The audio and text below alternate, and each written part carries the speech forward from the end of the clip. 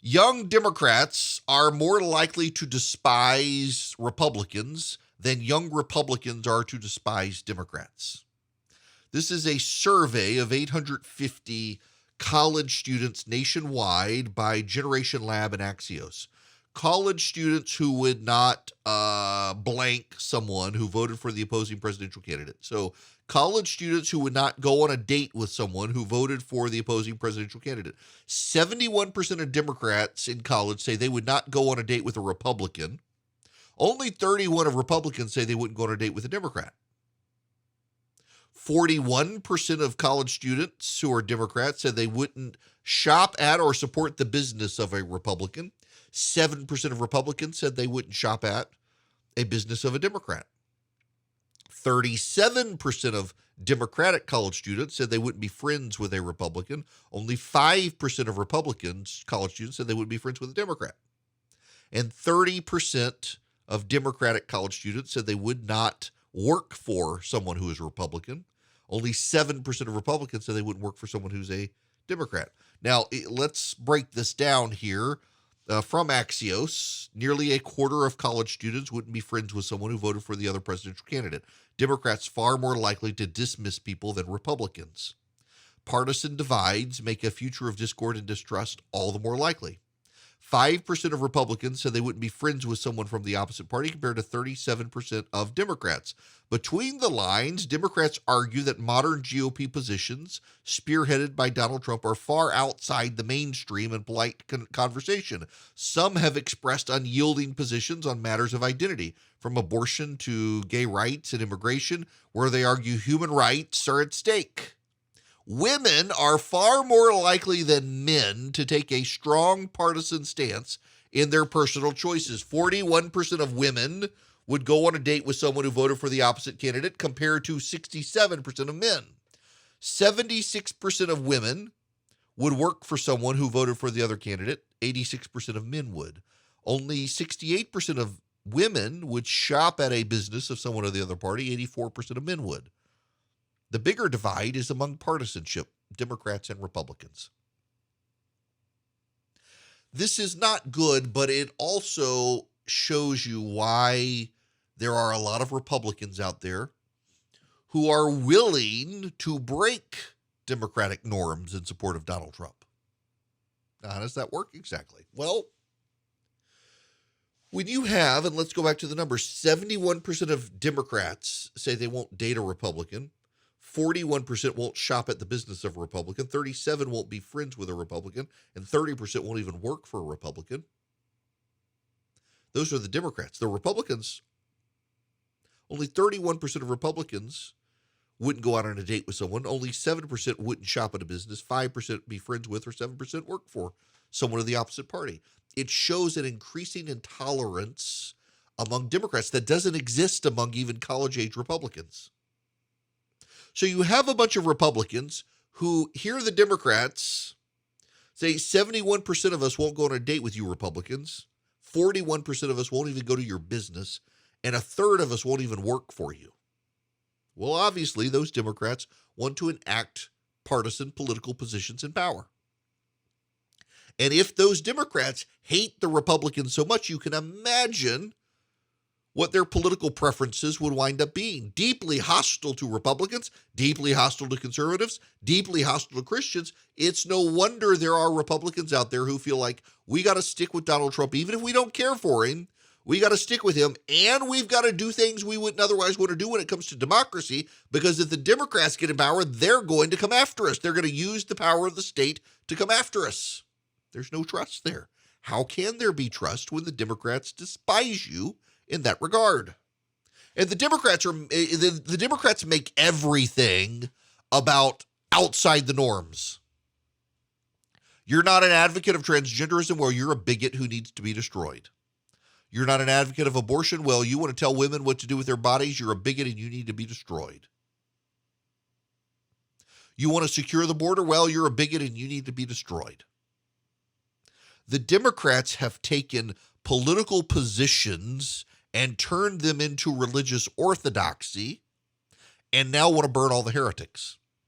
That's why so many Republicans are willing to stand with Donald Trump and upend democratic norms because they know Donald Trump is the only thing that stands between them and the persecution of the Democrats by the Democrats. The Democratic torquemadas coming for anyone who doesn't agree with them. I mean, you see this in the Fortune 500. If you are in a human resources department for a Fortune 500 company, or you are in executive management of a Fortune 500 company, I want you to hear this, and you're not going to like it. But you need to take it to heart. Your diversity, equity, and inclusion programs are doing way more harm than good. As someone who has had to sit through these nonsensical things, I can tell you, you're not really changing anybody's mind. What you are doing is you're planting your flag on the side of intolerance. In the name of tolerance, ironically, you're planting your flag with the intolerant side. You're planting your flag with the side that has perverted science to justify itself and perverted social science as well to justify itself, to become bullies, to silence the other. You take these ideas on diversity, equity, and inclusion, like, for example, objectivity is white supremacy. That's one of the issues that comes up in a lot of diversity, equity, and inclusion courses. Probably your own, whether you realize it or not.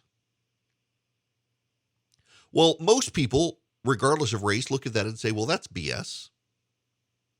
But our upper management endorsed this program. So can we be open? Can we be honest? Can we be frank?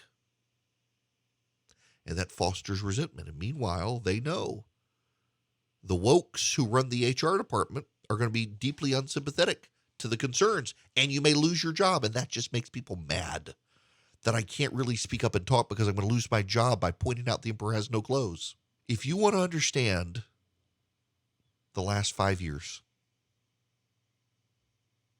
if you want to understand why so many Republicans are convinced the election was stolen, if you want to understand why a group of citizens would storm the United States Capitol to try to stop the Electoral College votes from happening, you need to understand that this data makes the problem even worse. And the Democrats are really the ones who own the problem, whether they like it or not. Because the Democrats are expressing sheer intolerance for anyone with any view not their own. If you're a Christian who doesn't want to make bake the cake, well, bake the cake bigot. If you're a Christian who does not want to fund public school education, that's indoctrination, not education, well, shut up and write your check, or we're going to use the government to take your house for refusing to pay your taxes. If you support the vaccine, but you don't support mandates, well, you're an anti-vaxxer, and you should be hounded from society. The left's solutions are all about shutting you up and driving you out of the public square. And in the face of that, there are a lot of people, well-meaning good people, who obviously conclude if the Democrats are willing to do all that, of course they're willing to steal the election. Of course, they will stop at nothing to get power, and they will come after us. And so what must we do? We must stand with Donald Trump. The Democrats don't like to talk about this way. The media certainly doesn't like to talk about this way. The media likes to put it all on Donald Trump. The reality is Donald Trump would not exist or have the power he does over a large segment of the Republican Party if the Democrats did not every time look like they want to play for keeps and punish anyone who doesn't go along with their agenda. Anytime you stand up and say, maybe we shouldn't defund the police, you're a racist. Anytime you stand up and say, racism isn't that bad anymore, well, you're a denial racist. Anytime you stand up and say, maybe we should protect Christian conscience, well, you're a bigot. And you must be punished. You must be destroyed. You must be trotted through the halls of your corporation while people yell shame at you. You must be put on a watch list, denied a flight, forced into a mask, forced to get a vaccine, forced to keep your kid home, forced to be shamed in public society for your views. And people have had enough of it. I don't think the election was stolen, but I understand why people do. When the Democrats are that intolerant of anyone else and have decided that any view not their own is a heresy and is an abomination and is a sign of unfathomable bigotry and intolerance, Of course, people decide, I got to go with this guy and have his back at all times to protect me from those people.